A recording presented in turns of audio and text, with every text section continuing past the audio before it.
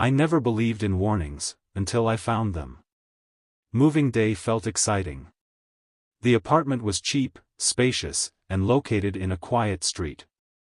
The landlord seemed friendly, almost too friendly, but I ignored the small warning signs, like the peeling wallpaper, the strange smell of damp, and the locked basement that he insisted I never enter.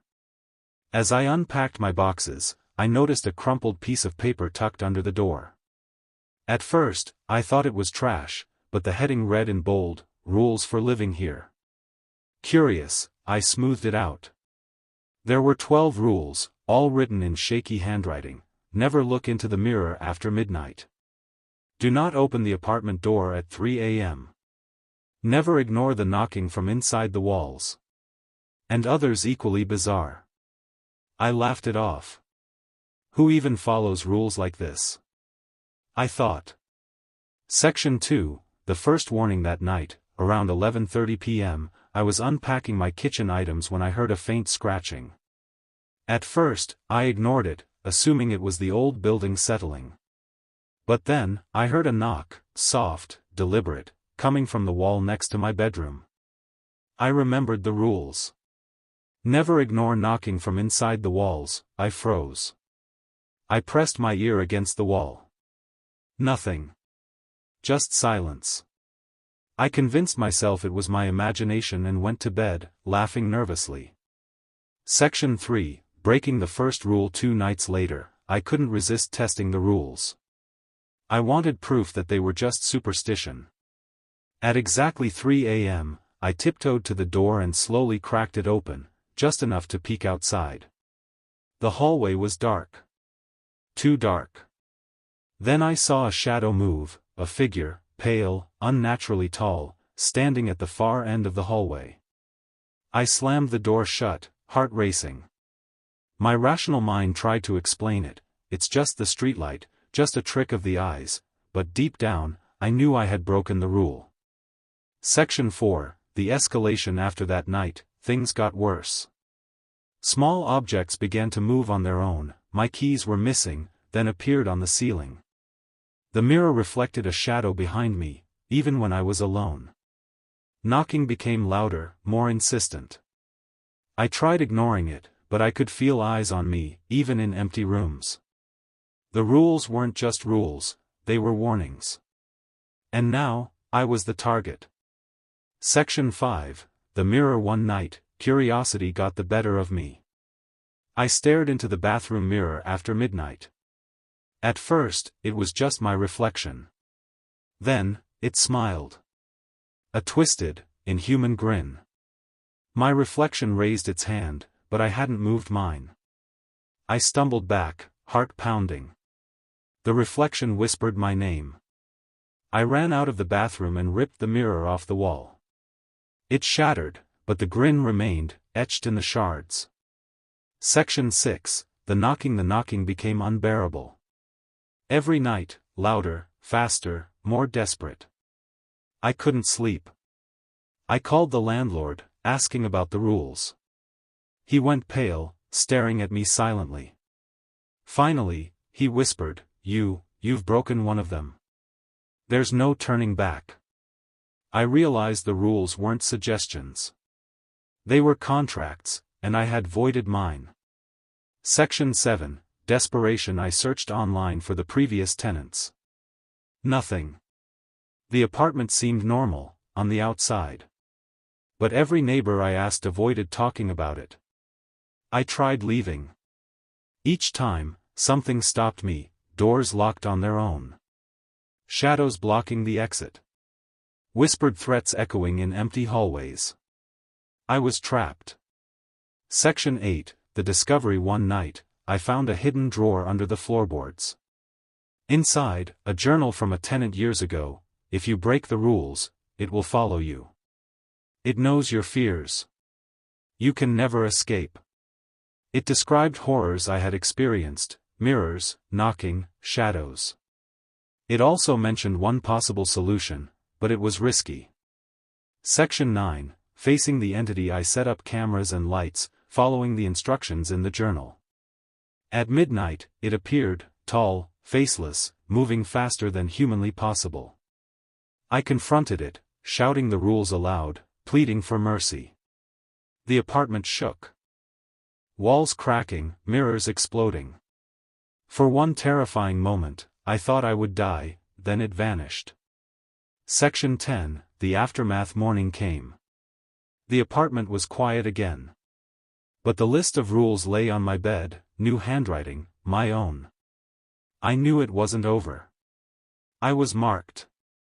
The entity was waiting, patient. And if I ever broke another rule, there would be no escape. The end, or just the beginning. Desperate, I returned to the hidden journal I found under the floorboards. Flipping through it, I discovered a set of instructions the previous tenant had left: steps to survive if you broke a rule, stay awake as long as possible, it feeds on fear in sleep. Light every room at all times, darkness empowers it. Do not leave the apartment, it will track you beyond the walls. Speak the rules aloud at midnight to remind it of its own limits. Following these instructions seemed my only hope, but the entity wasn't subtle.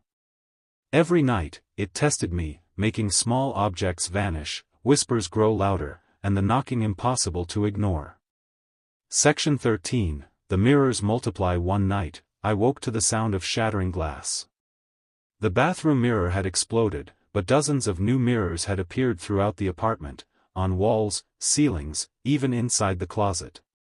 Each reflection showed something different, my reflection smiling maniacally. Shadows moving faster than I could. Faces of previous tenants screaming silently. The more I looked, the more I felt trapped inside the mirrors themselves. I knew if I stared too long, it could reach through. Section 14, the knocking intensifies. The knocking became relentless.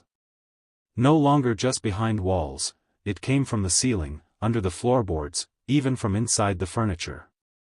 I started marking the times in my notebook, every night at exactly 12:17, 12:43, 1:05, and so on. There was a pattern.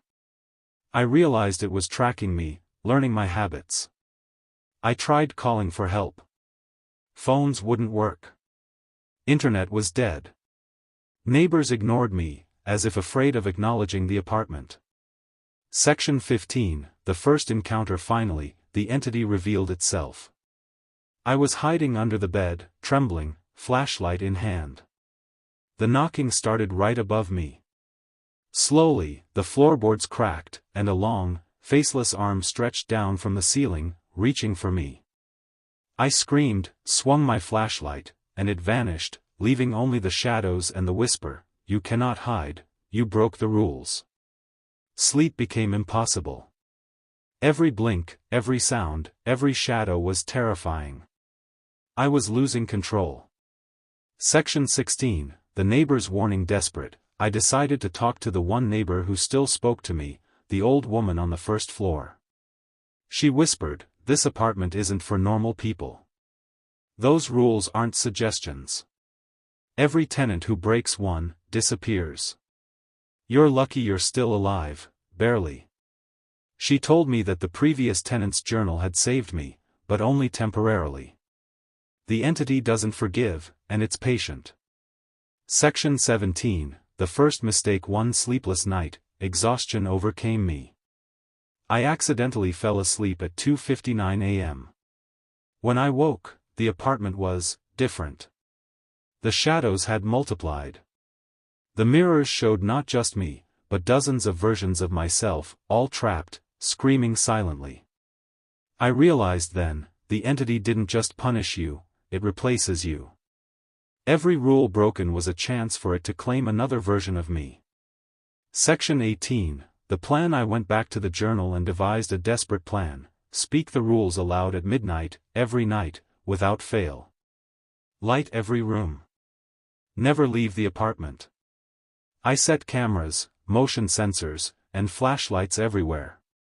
I was determined to survive, or at least document what was happening before I disappeared. Section 19, the midnight ritual. At midnight, I started the ritual.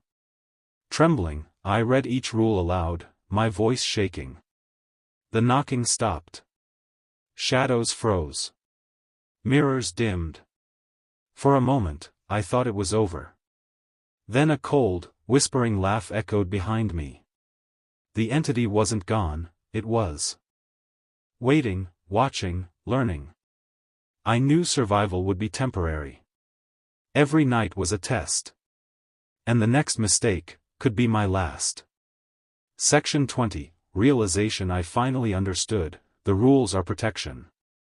Breaking them gives it power. It doesn't just haunt, it hunts.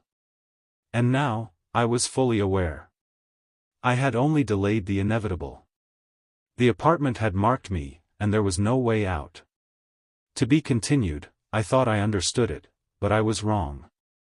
That night, at 12 a.m., the apartment went completely silent. No knocking. No whispers. Just darkness. I felt watched. Then, the mirrors all shattered at once, sending shards flying. And in the reflection of the biggest shard, I saw it.